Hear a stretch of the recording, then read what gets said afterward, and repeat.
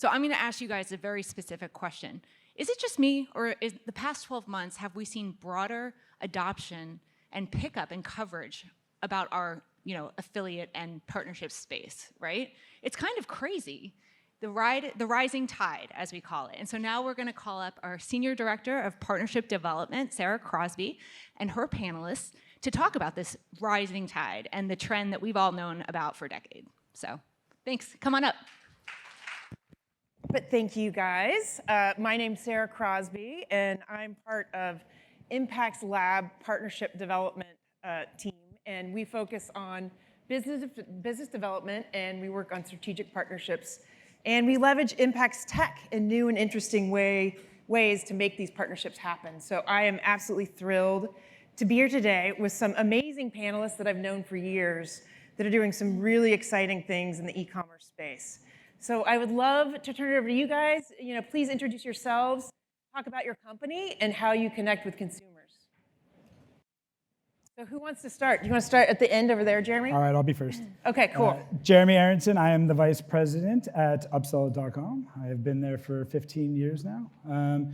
We're a little bit different than some of the other pubs in that we are a tech pub.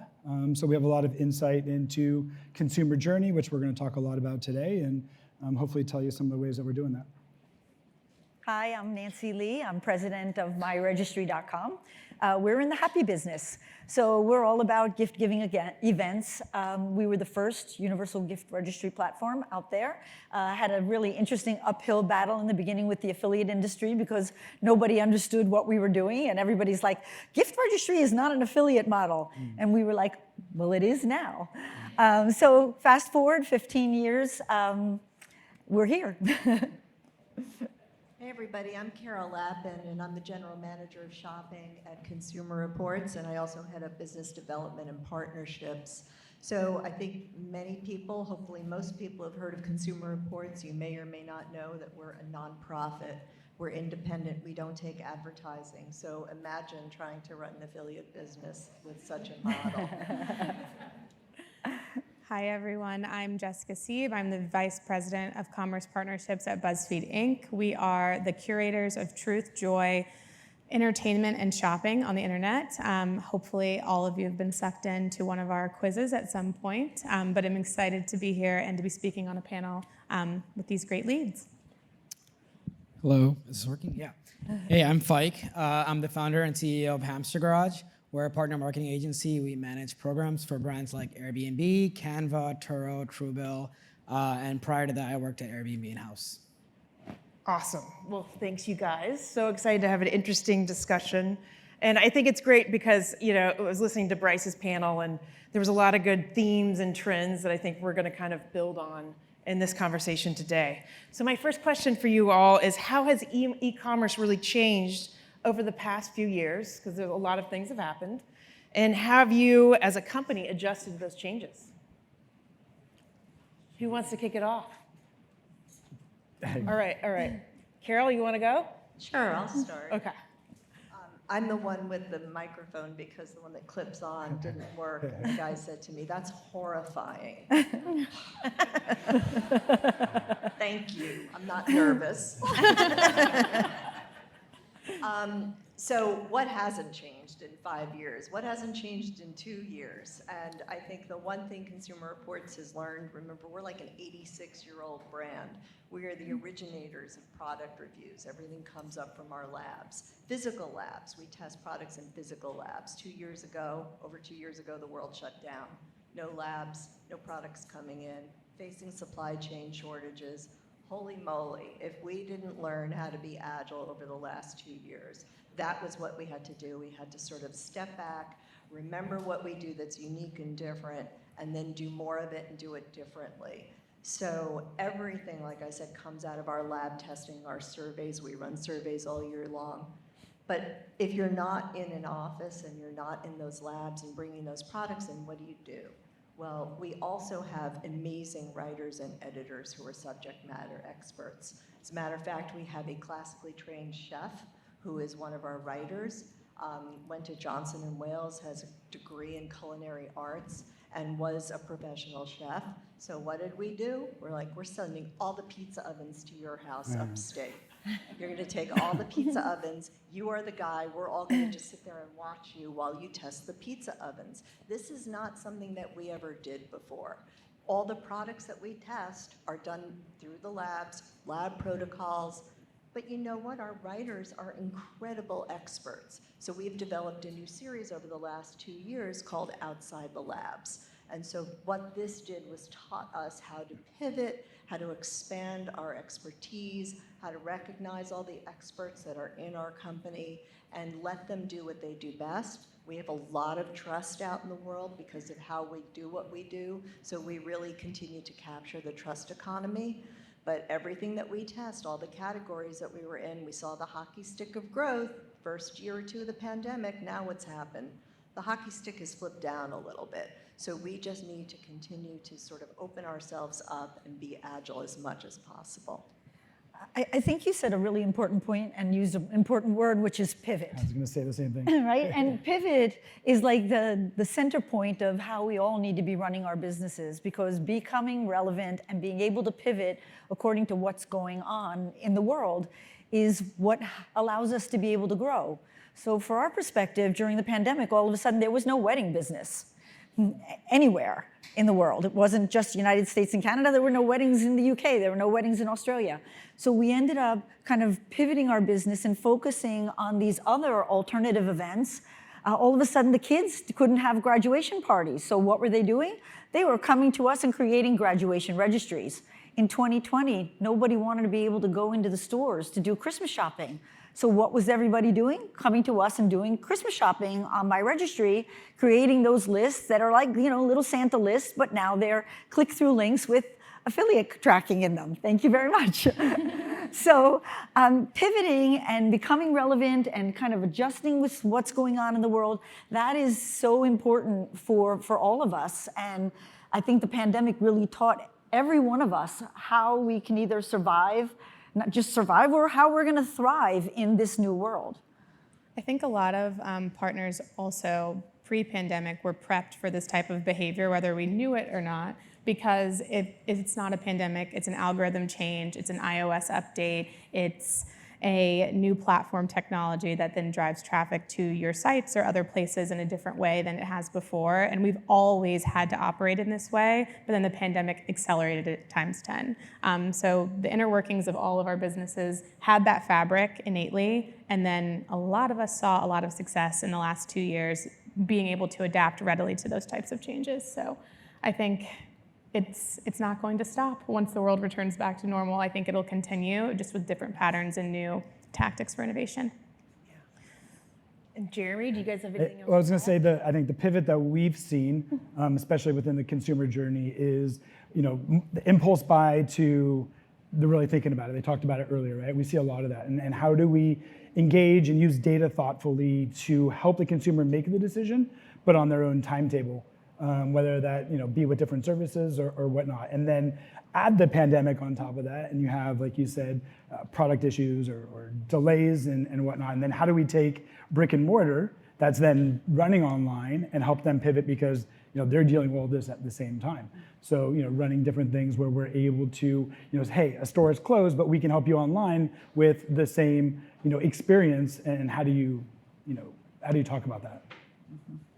Great. Anything to add from like the agency perspective? Well, I was going to say, I think in general, it's a lot of what you would expect, which is that there's so much uncertainty that brands are becoming more constricted about their spend. At least that's what it was in the beginning. And I think with people spending time online, there was a lot of I feel like there's a lot of things that just happened at once, right? So a lot of our clients are asking for new opportunities of things that they might have not done before, because there's just new things that are going on. And as they're kind of becoming more efficient about their budget, there's just so many different factors that are happening at once.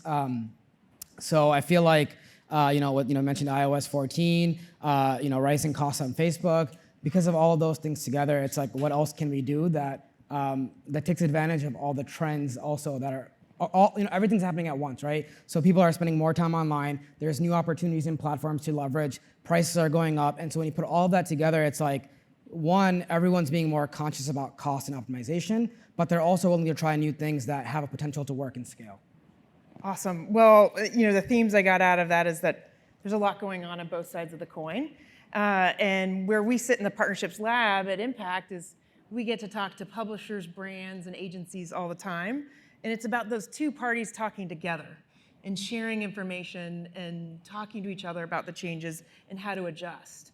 And one thing we try to look at when we think about strategic partnerships is the consumer journey and how you all and where you all meet those consumers during that phase. So we do talk about awareness, consideration, purchase intent, and what does that experience ultimately look like for the consumer? So can you guys talk a little about where you guys meet the consumer during that journey and how you talk to your brands about that?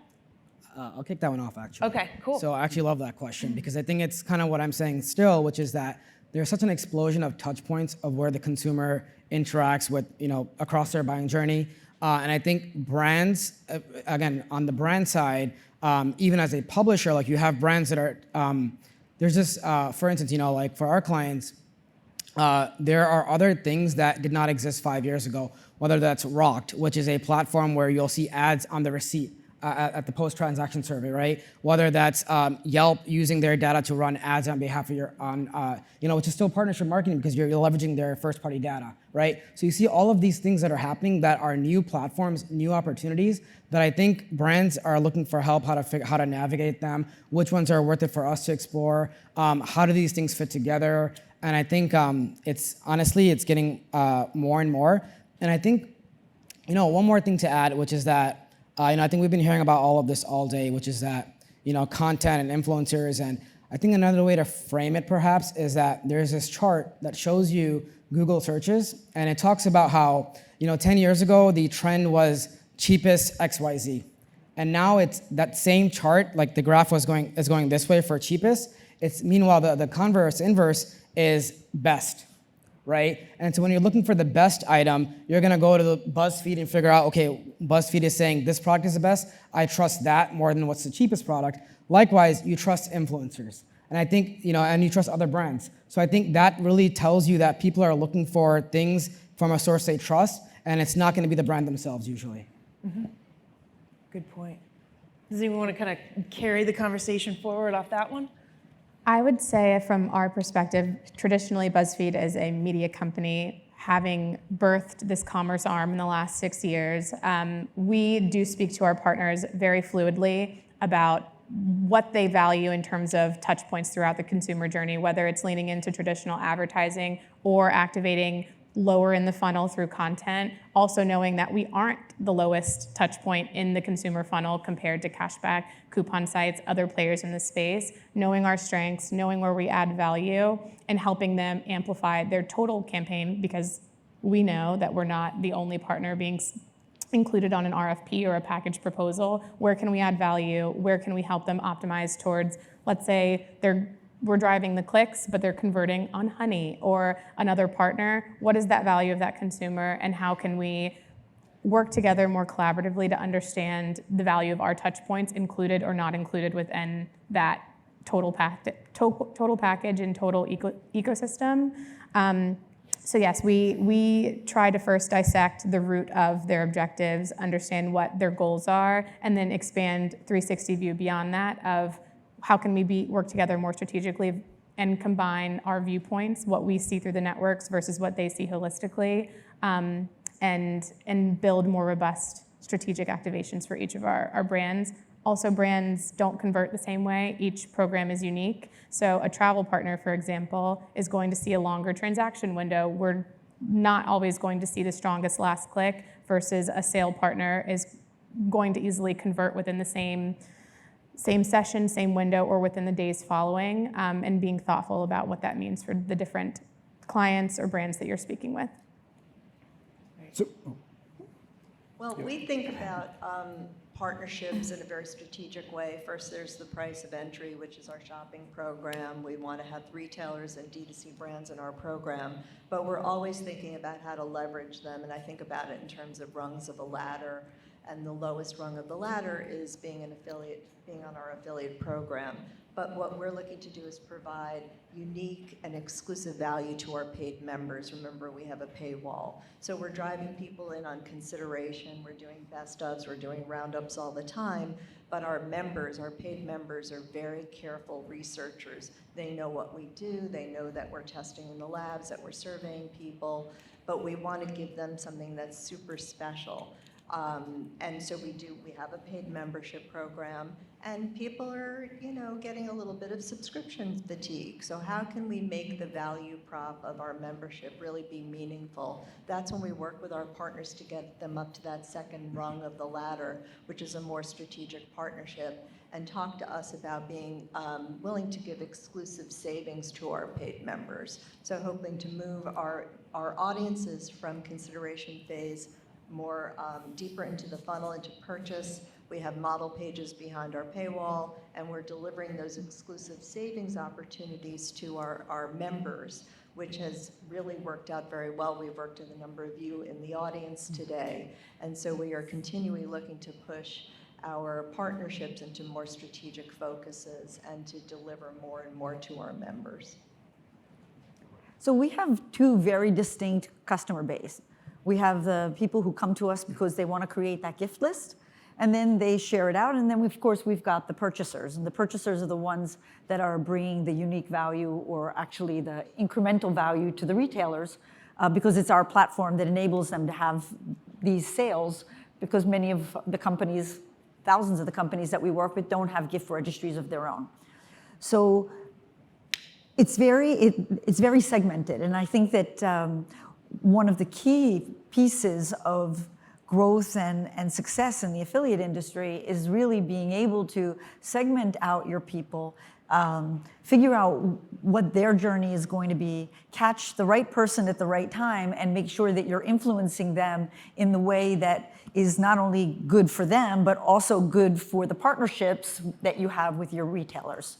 So I always look at it like a grid, or like a big puzzle, where you need to get these customers to see these kind of things, but make sure that when it gets onto their gift lists, that the people who, the retailers that we need to prioritize, that they're being seen in the proper way, but yet still staying with the customer, meaning the registrant, the person who created that gift list, letting them feel that they have complete control.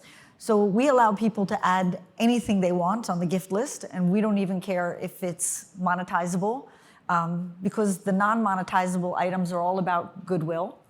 And that can be anything like, babysitting services because you are having your third child. It can be absolutely anything. But being able to let each one of these customer types feel good when they're on your website and feel like you've taken care of them properly, that's really the core of success in this industry. And then that in turn goes, filters down to our partnerships, and then they have happy customers who aren't going to be returning their products because they asked for it in the first place. So it's kind of like this triangle of trying to make everybody happy, the registrant, the purchaser, and of course the retailer.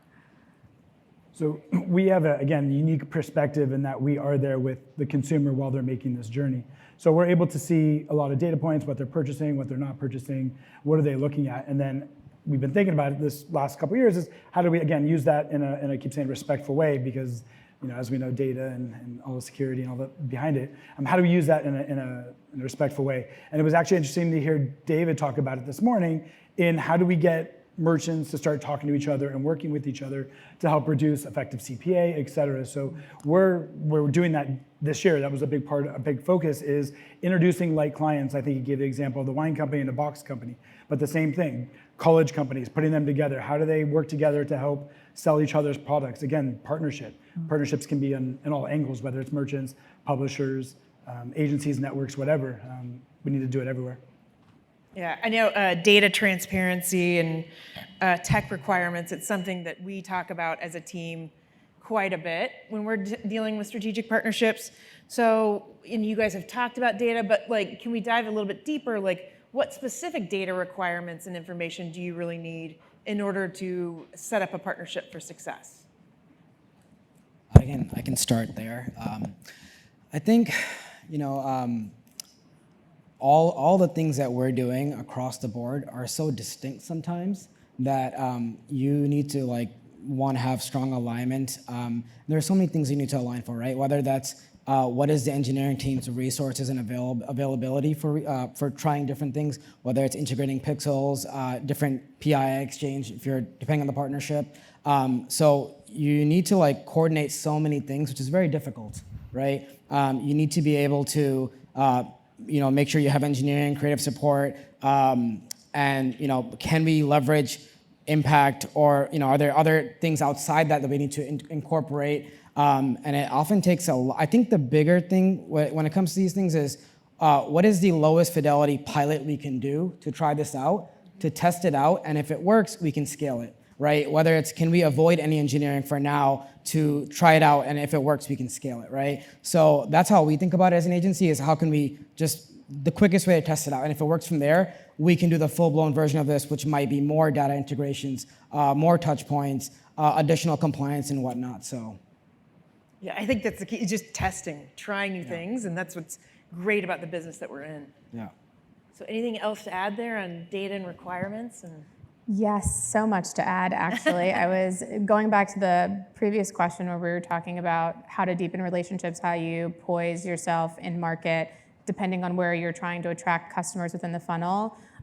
It's very important for partners like myself to understand the value of the consumer and the transactions that we don't see. And that comes from having very strategic first-party relationships with the partners that you're working with. Not that we want to be commissioned on the sales that we drive outside of last click or outside of the parameters within the network, but knowing the halo effect and working with partners like Impact and other networks to understand, okay, oftentimes this percentage of consumers convert after they click on your link through another partner. That's helpful for us to know because we know there is still a transaction to be had that we don't see, that we don't get credit for, and ultimately an incremental value to what we drive to the partner, even if it is a contributing piece versus the sole piece of the pie. That helps to make us smarter. That helps us identify what pieces of content are going to work hardest for our brands. That helps us understand our value and your total package, again, going back to the piece of the pie and the partnerships, and helps us service you better. So if we're knowing that, this is what X brand is seeing as their value for the consumer piece of the funnel for content or branded partnerships or awareness, let us work together to figure out a pricing model or a package that best suits where you're finding those dollars be most valuable and where they work the hardest. Also knowing if you remove those pieces of the pie, sorry, my mic, remove those pieces of the pie, how more or less efficient do your other tactics become that we're ultimately receiving credit for those items. So data is very, very important, and as we start to work through iOS changes and algorithm changes, it becomes increasingly more important for us to have open dialogue, open conversations across the line to make sure that we're providing the most advanced or most strategic service to our brands. I think we're all drowning in data, and it chokes us sometimes. And I know up at CR, we're working to normalize the data. We partnered with Trackonomics. This is a free ad Trackonomics several years ago, which really helped us with a large part of it, but it doesn't cover everything that's in our program, obviously.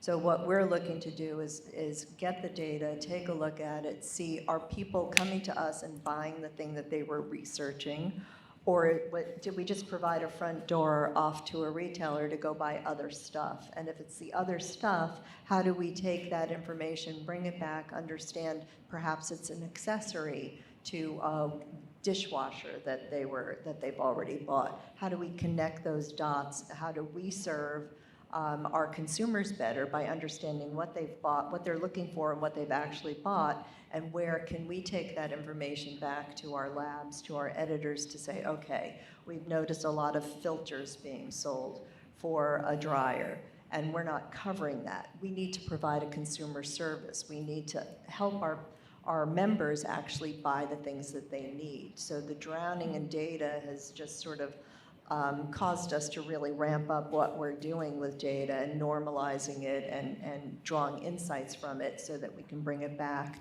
and provide more consumer service for everybody. So we look at data in a couple different areas.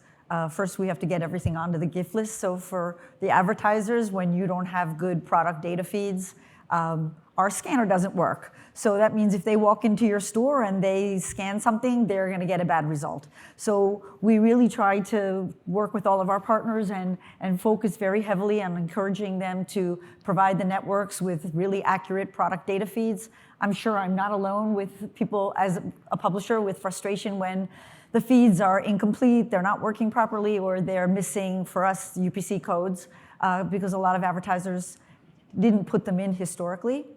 And then on the affiliate side, everything for us has to be deep linked. So we care a lot about whether or not deep linking is enabled, and also for the networks, what they're going to be doing as far as development, and Impact has been amazing about this, to make sure that in this cookieless world that we're all headed into, that our industry is going to continue to stay strong, and that you're going to find other ways to track for us, because at some point, every one of these browsers is going to figure out some way to be able to chop us out of the equation.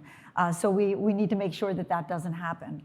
And then on a final note, transparency at the networks, I think, has really improved over the last year or two, especially for companies like BuzzFeed and ourselves, where we're often not the last click. You too, we're often not the last click. But to be able to see in the network when we show up in the click stream, we're going to be the first click. But just because you click on a gift list and we land you somewhere doesn't mean that they're not going to now log into see if there's a coupon to buy something cheaper off of somebody's wedding registry. Like that 5 years ago would never have happened. People would never buy something on sale or try to look for a discount on somebody's wedding registry. But now, we're all looking to conserve funds. We're all looking to get a better deal. It doesn't matter what it is. We all love our loyalty sites. So many of us are heavily affected by that. So the networks stepping into more data transparency, letting us see that, okay, you didn't make the commission on this, but you were in the click stream. And when we can show that, that allows us to go back and then negotiate with the advertisers and say, hey, there's a lot of sales that we're sending you that you're not actually paying us on. What can we do here? So these are so many different areas of data. We could just sit here a whole hour and just talk about data, but those are like three kind of quick things that came to mind. So one of our top uses of data right now is through our AI algorithm to build product recommendations real time. So we don't necessarily get the luxury of looking at the data and analyzing it, whatever. We obviously do to make that algorithm better in the long term, but how do we do it real time to get the consumer the information right away so they can make the right decision? So looking at what have they purchased, what have they purchased in the past, what do they look at, what are they buying, what are they not buying, and take all of that to make a decision on how we continue to build that out. Awesome. Well, we just have a couple more minutes. So anything like final last words, or anything like, what do you think is most critical that we must do as an industry to kind of face the future of e-commerce effectively? I think my perspective here consistently is going to be from the brand side. That's our clients who we represent. And we have the fortunate goodwill, or whatever the word is, to represent really awesome clients. And because of that, we get to see a lot of cool things. And I think the best companies and clients, they're always testing. They're really thoughtful about resources against that testing, right? Which goes back to the idea of piloting, trying new things. And because they're always doing that, some things don't work, some things do. But you see them more, you hear about them more. And I think more brands should start doing that, and I think more brands will start doing it, right? I think everything we're talking about when you talk about innovation in the partnership economy, it's still at the fringe of what, we talk about affiliate marketing versus partner marketing versus whatever is next, in a way. I still think most people are very early in what they do, right? And a lot of that has to do with the impression of what it means. What is the affiliate or partnership marketing team? What is their coverage area at a company, right? Is this managed by this team or somebody else? And I think those, as more brands start to think more holistically about partnerships and how you can track and measure and make it performant, it'll become more and more important and bigger. Yeah, we're seeing that too. It's just the beginning of us working with different buying centers at brands, different departments on different initiatives. So anyone else got anything to add? I'd say maybe being always adaptable and always prepared for change. I think that's been a theme of this panel, even just not assuming anything is fixed, understanding that the consumer and their buying behaviors are always going to be fluid, being prepared to not assume that if your traffic is always search, if your traffic is always social, that could change on a dime. What are new platforms? What are new ways that consumers are going to be shopping and searching for various keywords or looking for deals on gift registries? And being prepared to kind of ride those headwinds versus always trying to optimize what you have, maybe looking towards a North Star and being prepared for something new. What's the saying that when man makes plans, God laughs? And that's something that we all learned over the last 2 years. So just expect the unexpected. Reach out to everybody. Talk to everybody. Share learnings. Don't hold things close to your vest. We're all in this together.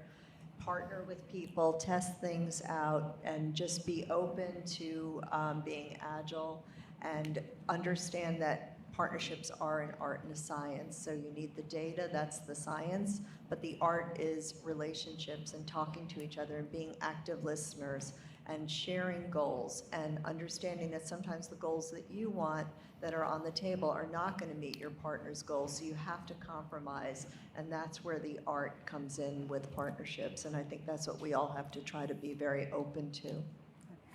I think that when you peel back everything on all of our businesses, it's really about the people, and it's about the relationships, and it's about the partnerships. So we need to really focus and remember that this is a people-to-people business.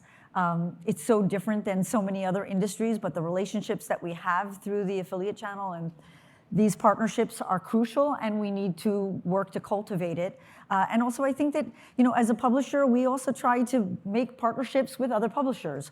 We don't try to be mutually exclusive. Oh, we're a publisher, so we can only work with advertisers. Well, we're also an advertiser. So it's really important to find a flexibility in the relationships, flexibility in the partnerships, and not box yourself into one size fits all. And remember, it's all about the people, and the more you care about the people in the industry, the more we're all going to be successful. Yeah, I say piggyback off of that. It starts in this room. We need to communicate with each other, whether we're competitors, opposite sides of the business. Growth comes from this room. And I would say that we even need to listen to the new people in the business, right? They bring a unique perspective and can make suggestions on things that we've been doing this for a long time, a lot of us, that we need to take a step back and be able to take on those new ideas. And on top of that, we need to listen to the consumer, because the consumer is telling us what they want and how they want it to be done. And as long as everyone said it, just keep your ears open and we'll be able to get through it all. Awesome. But thank you guys so much for your time and insight today. Really appreciate it. And thank you guys for listening. Thank you.